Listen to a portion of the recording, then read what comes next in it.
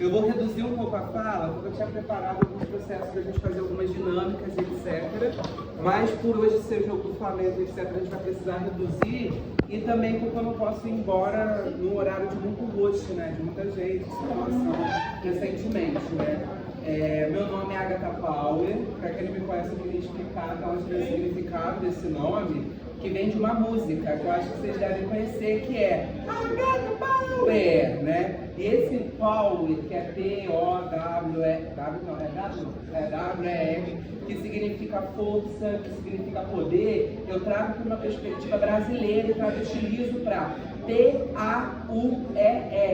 que é para codificar a ideia da força das mulheres de pau, das travestis de pau. Por que eu digo isso? O pau das travestis, muitas das vezes, é colocado no lugar de mais-valia e de fetichização. E é exatamente a identidade de gênero, a perspectiva também, né, de olhar para esse corpo a partir do fetiche, a partir do lugar de reduzir apenas ao seu órgão e etc., que vai colocando a gente no lugar de 90% da prostituição, de narrativas de ultrassexualização, de narrativas de extermínio, de estar em poucos lugares, disseminada, assassinada, com requinte de crueldade. Então a transfobia que afeta o meu corpo, que afeta o corpo de outras pessoas trans travestis, não é uma visibilidade minha, mas é uma visibilidade do outro, que o outro vai fazer para poder mitigar esses danos, né? Sofremos transfobias, mas somos para além disso e nos organizamos de outras formas, né? E aí, antes de continuar, eu queria trazer um debate na realidade, de chegar no fato cultural e de onde a gente está, quais são os meios e caminhos da gente pensar sobre isso, sobre a perspectiva da cis-heteronormatividade, né? Porque a gente entende que os gêneros, as sexualidades, orientações são uma estrutura de poder. Então, quando a gente vai voltar atrás e vai pensar, por exemplo, em orientação sexual, identidade de gênero e expressão de gênero, que é específico, e aí falando aqui de uma forma mais abrangente, numa língua mais popular, numa perspectiva de identidade de gênero, é como eu vejo, a maneira como eu entendo esse mundo, a maneira como eu compreendo a minha identidade, né? Então, por exemplo, eu nasci enquanto um corpo designado pela estrutura como um homem. A partir disso, me doutrinam para ser um homem por conta da genital que eu tenho, mas vai para a construção social. O que é ser homem na sociedade? É claro que é interseccional. Então a gente vai pegar a perspectiva de raça, a gente vai entender que o que é ser homem branco diverge do que é ser um homem negro, do que é ser um homem indígena, né? Ou a perspectiva de classe designada a esse corpo também. Então o meu corpo, a partir do momento, ele começa a ser induzido a ser homem nessa sociedade. E eu não me vejo dessa forma e não me encaixo dentro desse contexto.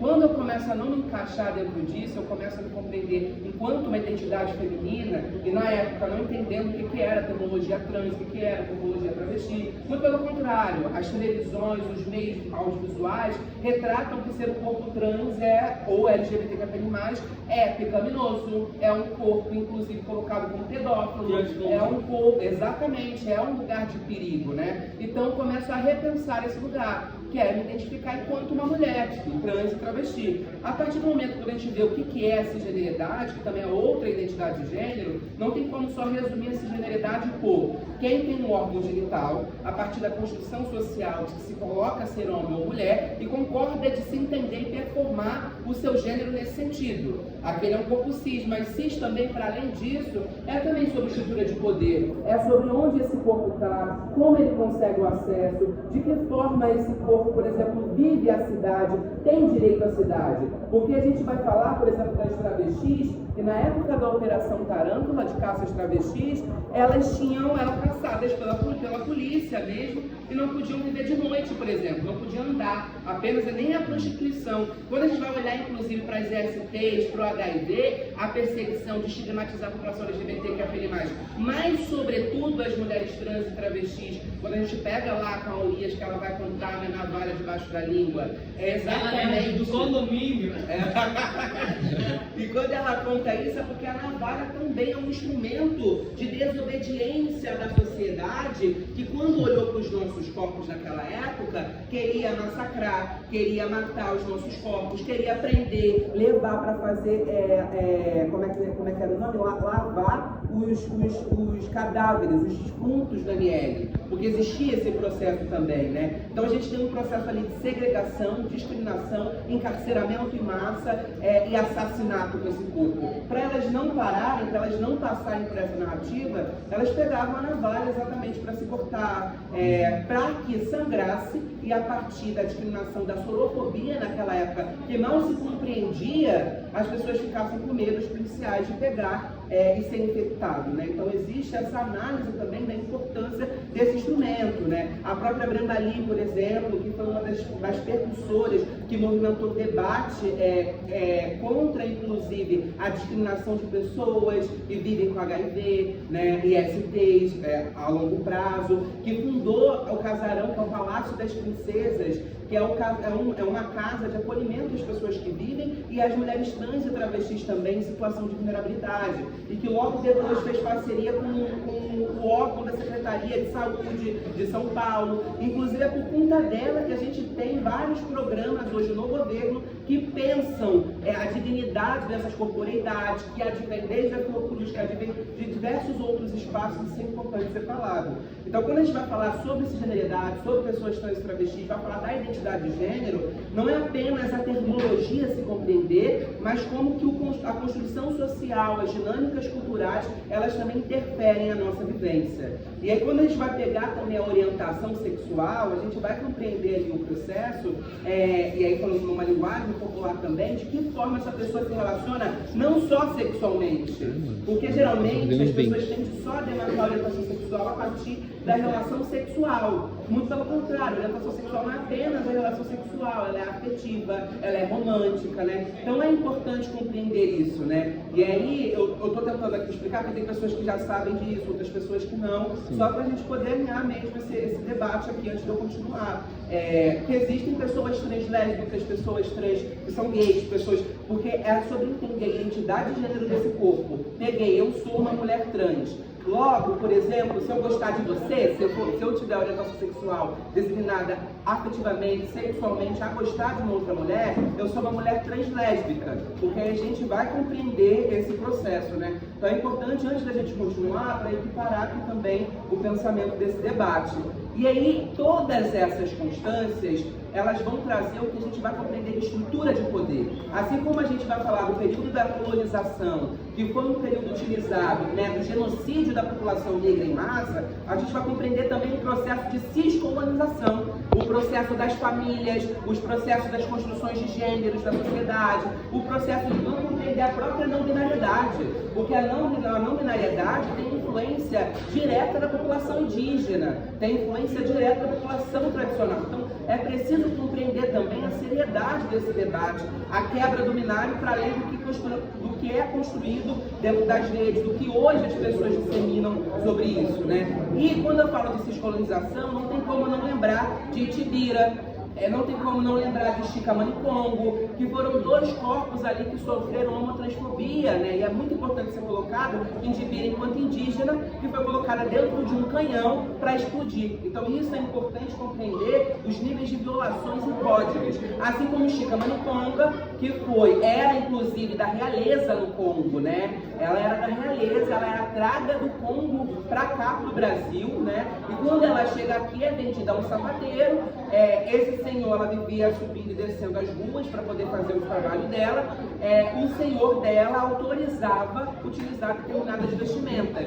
Até que teve a visita da Igreja Católica, aqui, o processo de Inquisição no Brasil.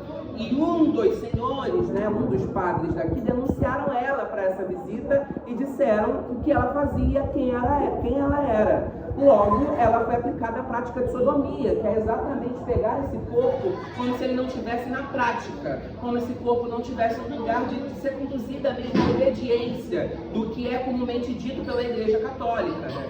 Então é importante compreender que ela foi colocada e destinada para queimar na fogueira.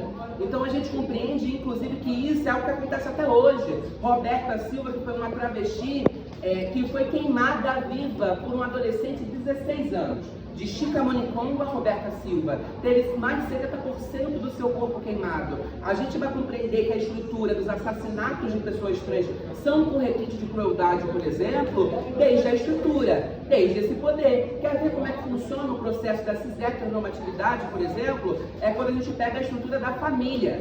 Quando a gente começa a pegar a estrutura da família, que seria comumente tradicional, de pai, mãe, filhos, e esse lugar de se olhar como algo ideal, e a gente vê que existem outras formas de construir família, isso fragiliza e muito. Porque é só a gente lembrar, a gente teve um caso recente de um menino gay, se não me engano tinha seus 18 anos de idade, e o pai dele matou ele porque lavou uma louça, porque não é considerado comportamento de identidades masculinas. Ou o caso de uma sapatão negra, inclusive, que foi brincar de bola, futebol, o padrasto estuprou ela. E aí a gente entra num outro debate, a violência sexual coletiva, né? Como que esse corpo precisa aprender a partir do estupro que o que é ser normal é ser uma mulher heterossexual. É ser um corpo que está submisso ao homem. Então a gente vai entrando na estrutura de poder. E isso é um outro debate também. E aí, quer ver uma coisa? O debate do Bebê Reborn. Todo mundo viu esse debate do Bebê Reborn? Chegou a ver? Não viu o Bebê Reborn? O debate do Bebê Reborn é que existe hoje em dia artesãos, artistas que fazem arte, que constroem manualmente um bebê, que é real, é super realista. Parece bebê mesmo quando você olha. A ideia é que mulheres ou pessoas comprem esse bebê reborn no processo de terapia, para que elas tenham ali e tenham todo um cotidiano do que é o cuidado, do que é ser mãe. Existem vários processos de debate. Atualmente a gente teve uma campanha orquestrada dentro das redes sociais, TikTok, Instagram, Facebook, todas elas, ao ponto das pessoas utilizarem disso para falar sobre direito à maternidade, para falar sobre vários debates, mas de uma forma negativa, porque a extrema-direita começou a mentir, dizendo que estava tendo uma onda super forte nos hospitais de pessoas chegando com bebê reborn. E não sei o que, a extrema-direita aproveitando disso para colocar dentro do debate das casas violativas, né, para poder alargar mais ainda a situação. Aquilo, para mim, é um conceito muito chave, muito importante de se compreender os ensaios coreográficos da família. Por exemplo, quando você é menino ou menina, as brincadeiras, elas são subjetivas. As brincadeiras, elas moldam a nossa identidade. Elas moldam como a gente se vê no futuro. Então, quando eu pego uma menina e falo, vamos brincar de Barbie?